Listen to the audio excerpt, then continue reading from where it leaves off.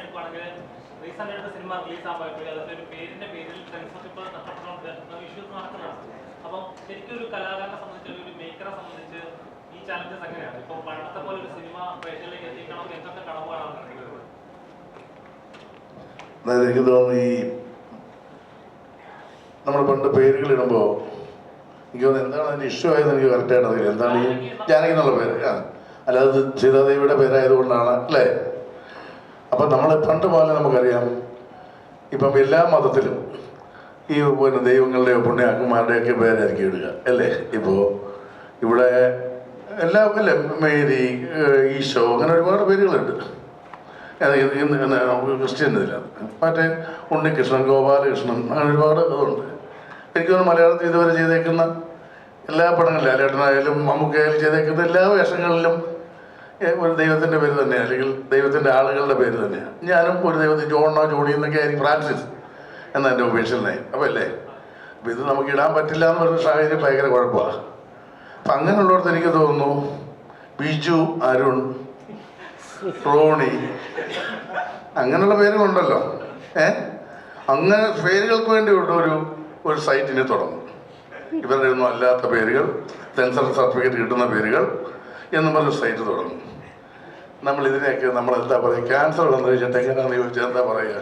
ഒന്ന് കീമോ ചെയ്യണം, അല്ല കരിക്കണം, അല്ല മരിക്കണം, അത്രയേ ഉള്ളൂ. അനുഭവിക്കുക, വേറൊന്നും പറയാതിരിക്കില്ല. ചിന്തിക്കുക, പ്രതികരിക്കുക, അല്ല എന്നാ പറയണം. പക്ഷേ അവർ തന്നെ ആരായാലോ ആരായിട്ട് വലിയ പ്രവർത്തിക്ക് വരുന്നാലേ ചിന്തിക്കണം. അല്ലെങ്കിൽ അത് വലിയ കുഴപ്പമല്ലേ, ഭയങ്കര പൊട്ടത്തരമല്ലേ? എന്തായാലും അരുണും റോണിയൊക്കെ സേഫാ. ഓക്കെ.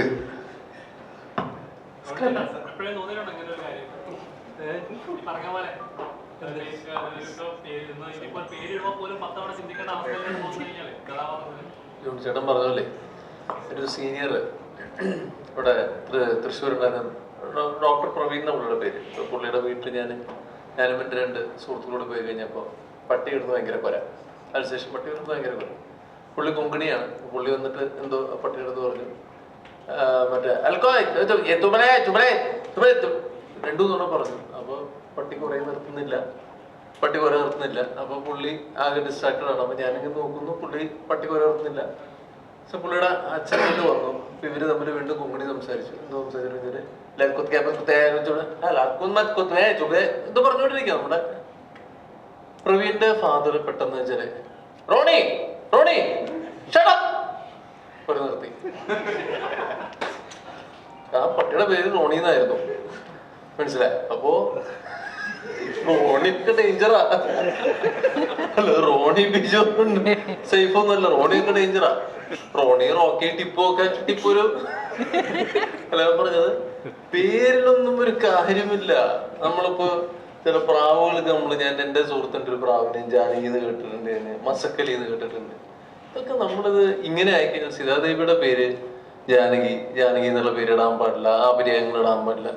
നമ്മളിപ്പോ എന്താ ജോണിച്ചേട്ടൻ പറഞ്ഞ പോലെ തന്നെ കരിക്കുക അല്ലെങ്കിൽ മരിക്കുക എന്തെങ്കിലുമൊക്കെ ചെയ്തു. ജോണിച്ചേട്ടൻ ഒന്നും പറയണ്ടല്ലോ.